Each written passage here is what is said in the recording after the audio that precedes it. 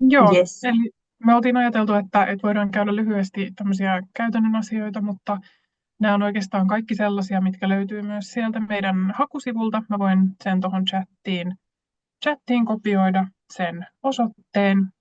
Öö, ehkä ajateltiin, että käydään jotain perusasioita, mutta muu info löytyy kyllä sieltä nettisivuilta ja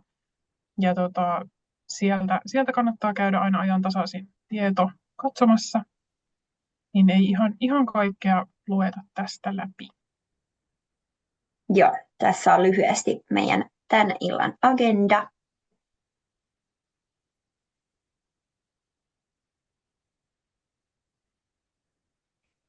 Ja mennään vaan eteenpäin.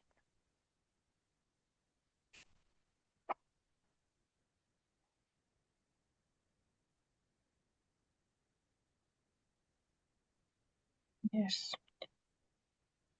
Eli tohtorikoulutus, varmasti kaikki tiedätte suunnilleen, mistä siinä on kyse, mutta ehkä se isoin, mitä tästä haluttaisiin sanoa, on se, että meillä on 3 eri niin kuin koulutuslinjaa, josta saa hieman tai ne on niin kuin hieman eri tavalla painottuneita.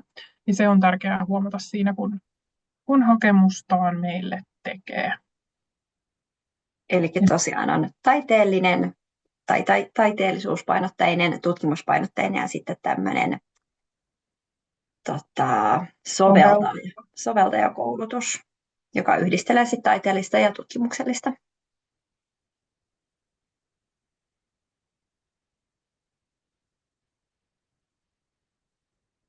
Mennäänkö eteenpäin? Ja tässä onkin lyhyesti kerrottuna nimenomaan siitä taiteellisesta suuntauksesta. Ja siinä ehkä painotuksena on nimenomaan se taiteellinen työskentely, niin kuin toki tutkimuksellisella otteella tai tieteellisellä otteella, mutta se painottuu nimenomaan korkeatasoiseen, ja tuossa on käytetty sanaa visionary, mutta korkeatasoiseen taiteelliseen työhön. Ja siinä oleellisena osana tätä tutkintoa on taiteelliset osat. Siinä tutkinnossa ne voi olla konsertteja, ne voi olla levytyksiä, ne voi olla installaatioita, ne voi olla performanssia, kaikenlaista taiteellista työskentelyä, mutta on hyvin olennainen osa sitä tutkintoa. Sitten on tutkimuspainotteinen.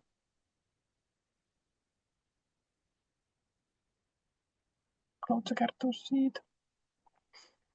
Eli tässä tutkimuspainotteisessa tosiaan tehdään niin kuin väitöskirja perinteisesti, tai tehdään on perinteisen mallinen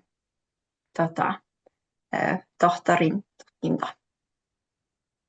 Joo, se voi olla niin kuin monografia tai artikkelipohjainen, mutta siinä tavalla niin kuin perinteisempi, mihin on esimerkiksi muissa yliopistoissa totuttu sitten.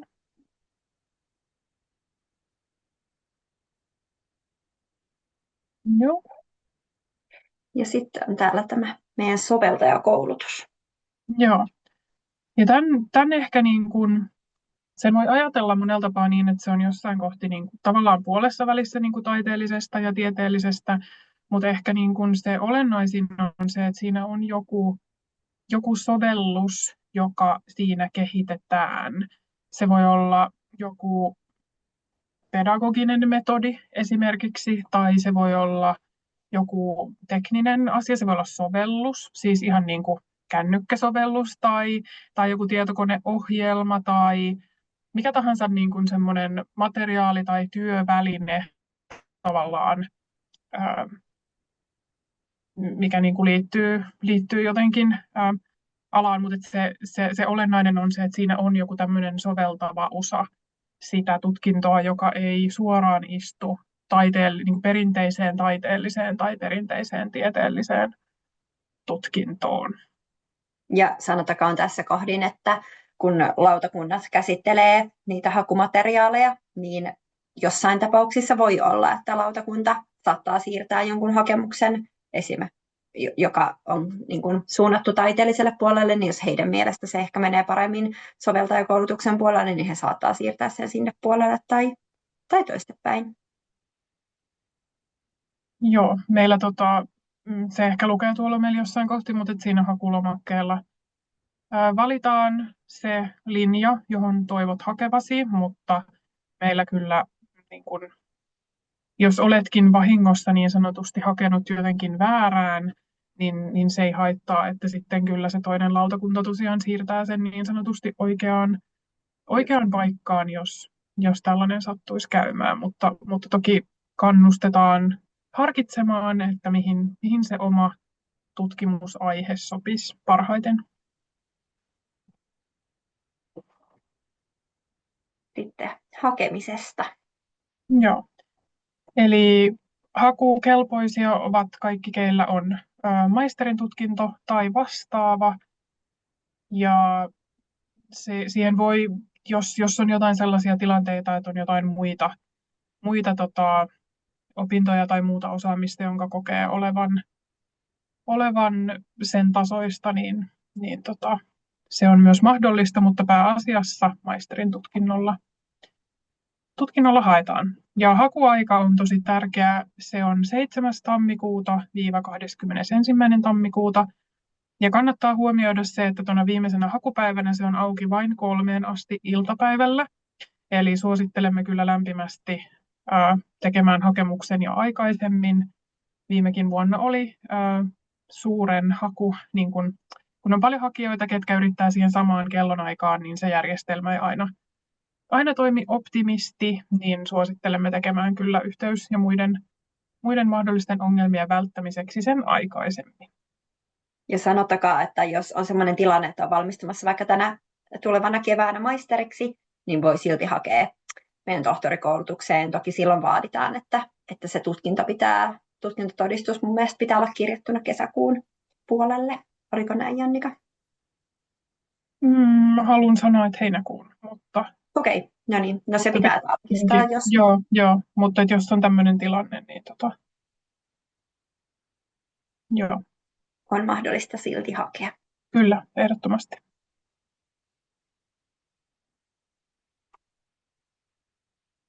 Sitten tosiaan tietoa löytyy tuosta, mä linkkasin teille tuon meidän nettisivun. Siellä on noin hakuohjeet kaikkiin näihin 3 eri koulutuslinjaan.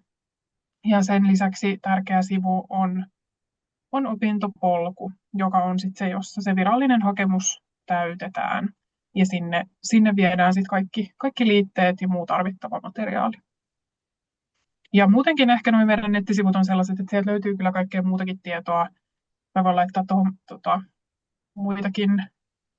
muitakin sivuja, esimerkiksi tuon meidän tohtorikoulutuksen sivun ja näin, niin kannattaa kyllä käydä muutenkin tutustumassa siellä kaikkeen materiaaliin. Käytännössä tämä kaikki, mitä me tänäänkin höpötetään tässä, niin tosiaan löytyy sieltä sivustolta. Kyllä. Että lähinnä se bonus, mitä tässä on, niin voi esittää kysymyksiä meille. Just näin. Sitten dokumentit, mitä tarvitaan.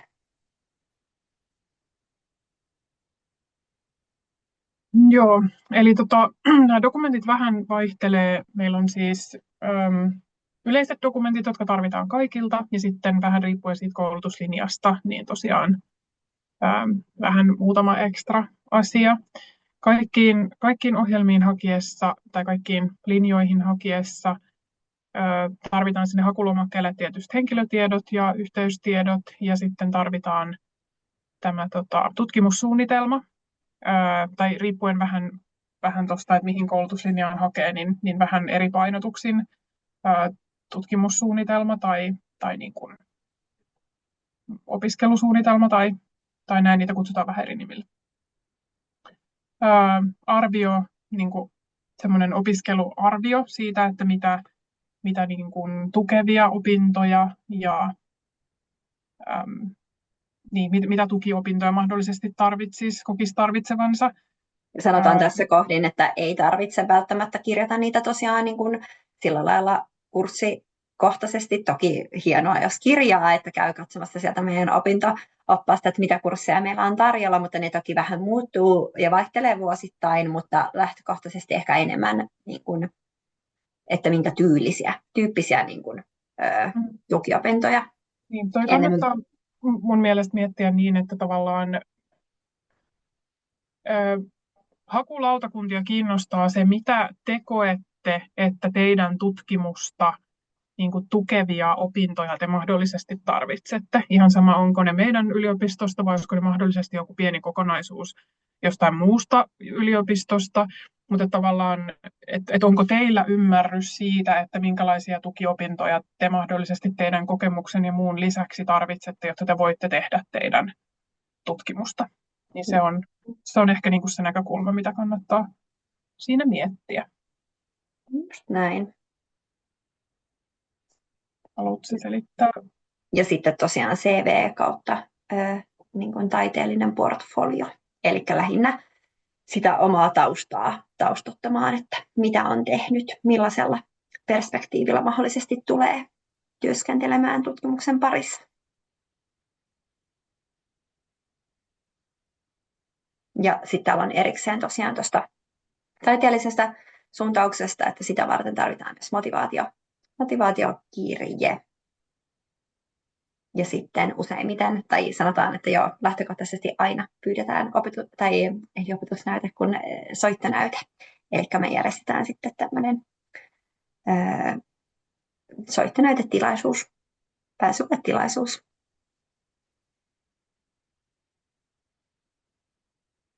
Yes.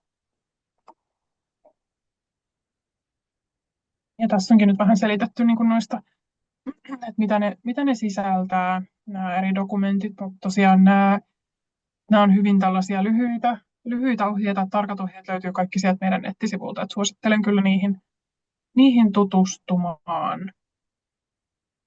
Ehkä me voidaan näistä mennä eteenpäin.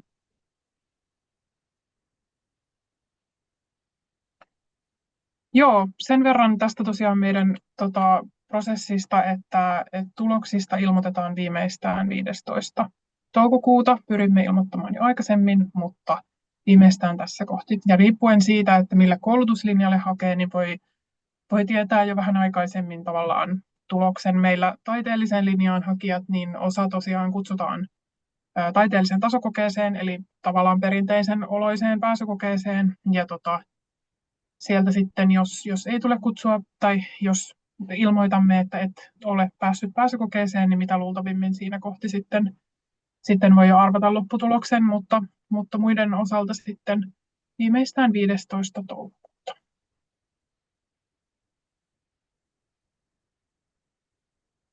Sitten opintojen rahoittamisesta. Eli meillä ei tosiaan ole sellaista systeemiä kuin ulkomailla, että taideyliopisto pystyisi rahoittamaan koko tohtorin tutkinnon tai sen tutkimuksen, mitä sen tutkinnon aikana tekee, niin valitettavasti meillä ei ole sellaista systeemiä, mutta meillä toki voi hakea taideyliopiston tämmöisiä palkallisia tohtorikoulutettavan niin kuin lyhyempiä pätkiä, mutta ne ei valitettavasti ole vielä ensimmäisen vuoden opiskelijoille haettavissa, että sitten vasta niin kuin ensimmäisen vuoden keväällä pystyy näitä hakemaan.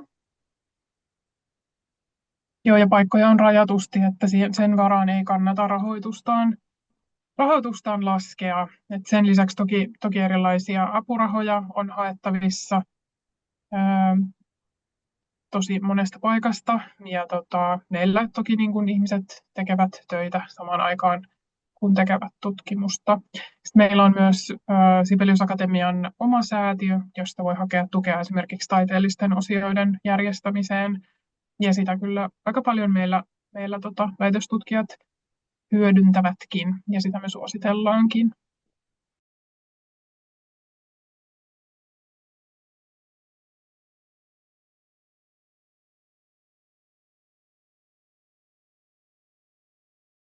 Meillä on siis kehitteillä sellainen tavallaan paketti tuonne meidän avoimen yliopiston puolelle, joka olisi semmoinen tohtoriopintoihin valmistava.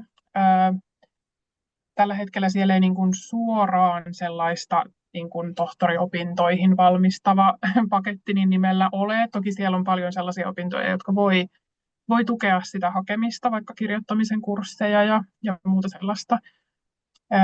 Meillä on aikaisemmin ollut sellainen systeemi, että voi päästä niin sanotulle valmistelevalle vuodelle. Että voi olla, että siitä oot kuullut, mutta tällä hetkellä siitä ollaan luopumassa ja tilalle on tulossa tämä avoimen yliopiston niin kuin, tavallaan kaikille avoin valmisteleva koulutuskokonaisuus.